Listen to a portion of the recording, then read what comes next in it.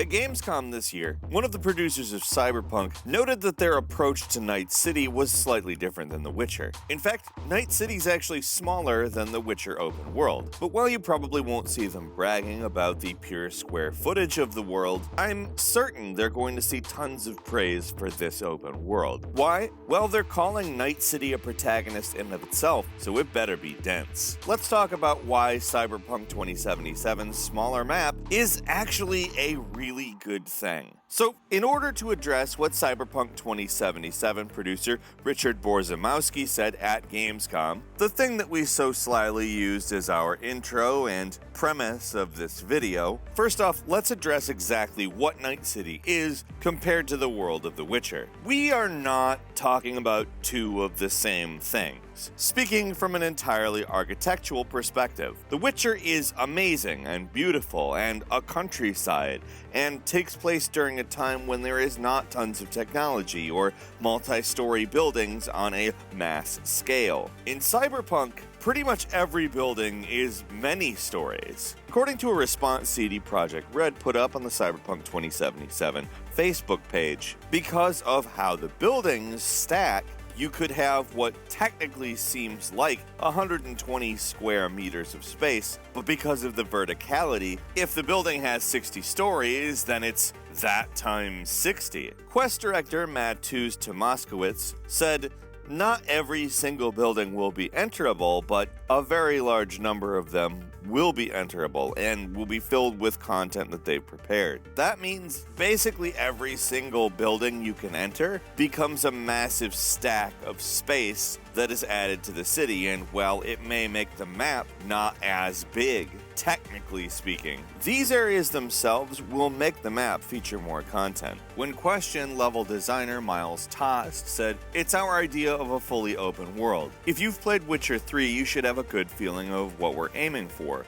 Walk around freely, explore, get into trouble, do side missions, loot, except for fast traveling, no loading screens." Honestly, to hear different people from different areas of the company excited about various aspects of it and painting a picture that it's quite seamless excites me quite a bit. One of the things I'm really hoping we see after Cyberpunk, and this obviously depends a lot on Cyberpunk, is that people understand that the sheer amount of area in a world isn't what makes the open world good. We've done a fair amount of talking about open worlds in videos, and if you've seen my Before You Buy on Judgment, or ever heard me talk about Yakuza, you know it's really not the size of the boat, but the motion of the ocean, so to speak. A densely packed, active city that feels alive and as if you can participate in it is just better than, say, that failed experiment in a Dynasty Warriors open world, where you can walk for a long time and not see anything. An open world is good or bad depending much more on what is in the open world, rather than how far the expanse reaches. Just to harp on that Dynasty Warriors open world a bit more, wow, did not like. It was empty and barren and boring, but it was big. It was wide and expansive, you know? It was just mainly like dirt and trees you could go see, and those things were not interactive. Compare that to Horizon Zero Dawn, for instance, or even The Witcher, which is technically significantly less dense than the game we're talking about today, and you have these much more lived-in, interesting worlds, where you actually have a sense of what's going on in the world just from looking around. I mean, in all seriousness, you can make an open world that goes on forever, but unless there's stuff in it, or a reason that there's no stuff in it, like maybe you're supposed to build the stuff yourself, there's just not really a good reason to have a wide, expansive open world. It seems like a mindless statistic that developers can pad instead of hiring enough people and doing enough work to have a dense and interesting place for your game to take place in. When we're talking about building density, what we're really talking about is the verticality of an area. Even if you're not necessarily climbing like an Uncharted or something, if you're going upstairs, you're traversing the world vertically. I suspect there may be cooler ways to do it in Cyberpunk, but still. But it's not just buildings that you can go up, it's apparently the world that you can go down in. In Cyberpunk, there will be underground areas where things will go on and developments will occur, probably in the plot, probably mission-wise. And understanding that this world is going to take you up and down and around sort of unlocks the world from a volumetric perspective as opposed to a simple square footage perspective. Not to mention, it's not just stuff you're going to find, it's things to do you're going to find. Cyberpunk 2077 is apparently going to have quite a number of mini-games, including hacking, boxing, target ranges, and this one I'm particularly happy about. I'm talking about racing cars around Night City. Now, I will say this could either be a really great thing or kind of a bland thing, depending on how well they do it. Sometimes car races in Grand Theft Auto, for instance, which is a car game, at least to some extent, aren't that great, and really we'll have to see a lot more about the car physics and how they handle, especially how they handle in a racing situation. But I'm pretty optimistic and really would love to see what they do for courses in Night City, which is this big, sprawling, vertical metropolis. And honestly, something I could see going incredibly well. Of course, it obviously depends, but that's something I'm really looking forward to exactly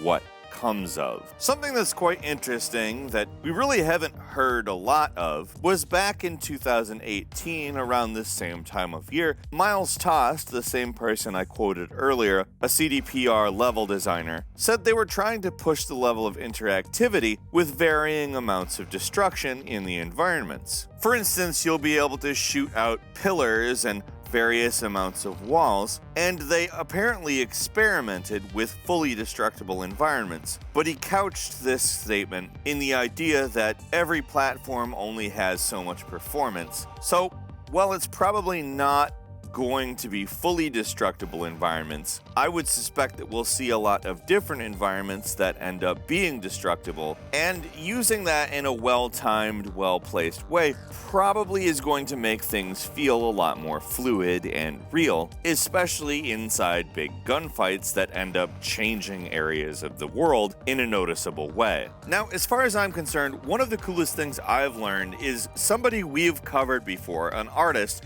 who made this amazing cyberpunk level in the Unreal Engine, showing off this incredibly lived-in, living, breathing, moving cyberpunk city. A gentleman by the name of Krzysiek Brzezinski, and again, huge apologies if I cannot say that name correctly. I have a tremendous amount of respect for this person, as they created what looks to be one of the most beautiful cyberpunk environments that exists in a real-time engine. This artist actually got a job at CD Projekt Red off of that level that they created. I just want to say how cool that is, because when we covered that a couple of months ago, I can pretty specifically remember thinking, I really wish this person worked on Cyberpunk 2077. And as it turns out, he is. That's just such a great outcome. I wouldn't have guessed it would happen either. His art was filled with so much life that it's really great they brought him on. It's some indicator as to what matters to them.